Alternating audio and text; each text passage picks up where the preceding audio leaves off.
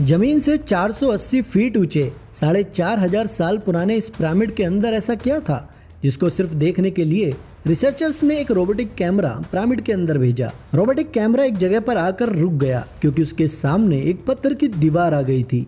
Researchers का मानना था कि इस दीवार के पीछे जरूर कोई ऐसा राज छुपा है जो पिछले 4,500 सालों से दफन है। ये राज उन रिसर्चर्स और एक्सपर्ट्स को हर हाल में जानना था, इसलिए उन्होंने उस रोबोट के आगे एक ड्रिल मशीन लगाई जिसने उस पत्थर की दीवार में एक बारीक छेद कर दिया।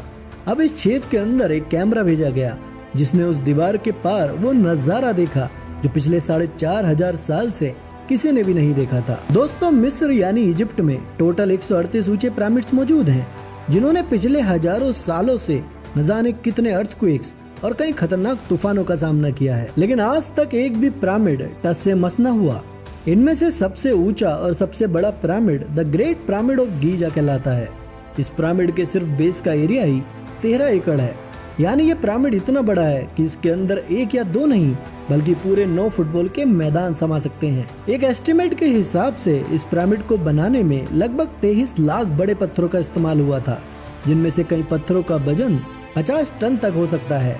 अगर इस पिरामिड के वजन का अंदाजा लगाया जाए तो करीब 60 लाख टन है, जो करीब 12 बुर्ज खलीफा के वजन के बराबर है। लेकिन इतने ऊंचे और आलीशान पिरामिड्स बनाने का मकसद क्या था? हजारों साल पहले जब इंसान के पास टूल्स की कमी थी, तब इन पिरामिड्स की दीवारों को कैसे इंच बाई इंच लेवल किया गया, कैसे 50 टन वजन वाले पत्थरों को स्क्वायर शेप में काट कर बगैर क्रेन के ही 480 फीट ऊंचाई तक पहुंचाया गया। और इन शानदार पिरामिड्स को बनाने में किन इंजीनियर्स का हाथ था जिन्होंने इन पिरामिड्स को अर्थक्वेक प्रूफ के साथ साथ इनके कई साइड्स को एग्जैक्टली 51.5 डिग्री के एंगल पर सेट किया। तो दोस्तों, आज की इस वीडियो में हम पिरामिड से जुड़ी कई मिस्ट्रीज के बारे में आपको बताएंगे, इसलिए वीडियो के एंड तक जरूर बने रहिएगा। दोस्तों, कई सेंचुरी से बहुत सी रिसर्च टीम्स इन पिरामिड्स के कंस्ट्रक्शन टेक्निक जानने की कोशिश करती रही हैं।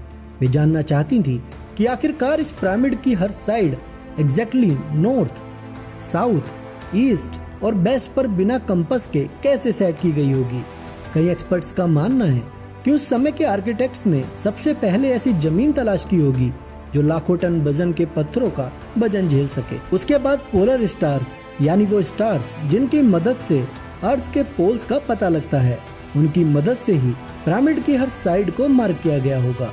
न कोई कंपास और न ही कोई ऑप्टिकल इंस्ट्रूमेंट, सिर्फ इस बेसिक टेक्निक से ही हजारों साल पहले इस पिरामिड की डायरेक्शन सेट की गई, और वो भी बिना किसी एरर के साथ। उस समय के आर्किटेक्ट का अगला चैलेंज था जमीन को लेवल करना। जिस 13 एकड़ की जमीन पर इस पिरामिड को बनाना था, उसका लेवल अगर थोड़ा सा भी खराब होता तो 23 लाख पत्थरों के इस पहाड़ का खड़ा होना बिल्कुल भी पॉसिबल नहीं था। अब इस जमीन को लेवल करने के लिए उस समय के इंजीनियर्स के पास न ही लेजर लेवलर था और न ही बबल लेवल। एक्सपर्ट्स का मानना है कि कंस्ट्रक्शन साइट की चारों साइड्स पर गड्ढे करके उस पर पानी डाला गया होगा और एक साइड के पानी के लेवल से दूसरे साइड के पानी के लेवल को मैच किया गया होगा। जो जमीन का हिस्सा पानी के लेवल से मैच नहीं कर रहा होगा, उसको हथौड़े और छेनी की मदद से काट कर लेवल किया गया होगा।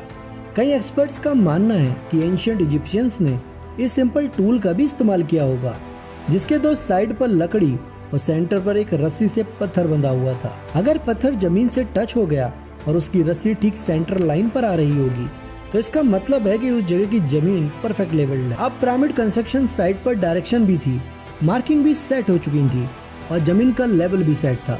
अब समय था कंस्ट्रक्शन स्टार्ट करने का, जिसके लिए लाखों टन वजनी और बड़े पत्थर रिक्वायर्ड थे। ये पत्थर काटने के लिए उस समय के इंजीनियर्स के पास कोई भी मशीन उपलब्ध नहीं थी, लेकिन फिर भी उन्होंने 50 टन के पत्थर काटे भी और उनको स्क्वायर या रेक्टेंगल की शेप भी दी।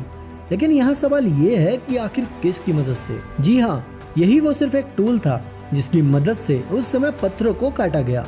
एक्सपर्ट्स का मानना है कि पिरामिड्स की कंस्ट्रक्शन पर इस्तेमाल होने वाली छेनी सिर्फ कॉपर से ही नहीं बनी थी, क्योंकि उनको भी ये बात मालूम थी कि कॉपर नरम होता है और ये पत्थर नहीं काट सकता, इसलिए इसमें एक केमिकल आर्सेनिक भी मिलाया गया था। कॉपर और आर्सेनिक से बनाई जाने वाली ये छेनी लकड़ियों के हथौड़ों से पत्थरों पर ठोकी जाती थी और कई घंटों की मेहनत के बाद बड़े बड़े पत्थर शेप में लाए जाते थे।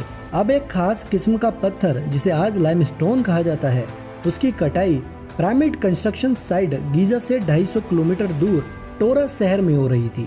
यहाँ सबसे बड़ी दिक्कत ये थी कि इतने बड़े पत्थरों को पिरामिड कंस्ट्रक्शन साइट तक पहुँचाया कैसे जाए। हर पत्थर 50 टन यानी लगभग 50,000 किलो के बराबर था, जो करीब 3 पैसेंजर बस के वजन के बराबर बनता है। और ऐसे 23 लाख पत्थर सिर्फ एक पिरामिड में यूज होने थे। इतना ज्यादा वजन ट्रांसपोर्ट करने के लिए उस जमाने में ना तो कोई जानवर काम आ सकता था और न ही उनके पास आज की तरह मशीनें मौजूद थीं।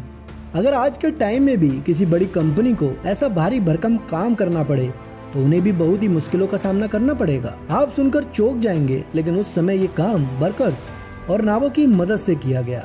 टोरा और गीजा के बीच नदी का फायदा उठाया गया और बड़ी बड़ी नावों में पत्थरों को लादकर कंस्ट्रक्शन साइट तक पहुंचाया गया। एक्सपर्ट्स का मानना है कि यह काम इतना आसान नहीं था। शिप्स में इतने बड़े पत्थरों की लोडिंग और अनलोडिंग में कम से कम 500 मजदूरों की आर्मी एक ही समय में एक नाव में लगाई गई होगी। जो एक्सपर्ट्स की टीम पिरामिड की कंस्ट्रक्शन पर रिसर्च कर रही थी, उन्हें अब अपने कई सवालों के जवाब मिल चुके थे।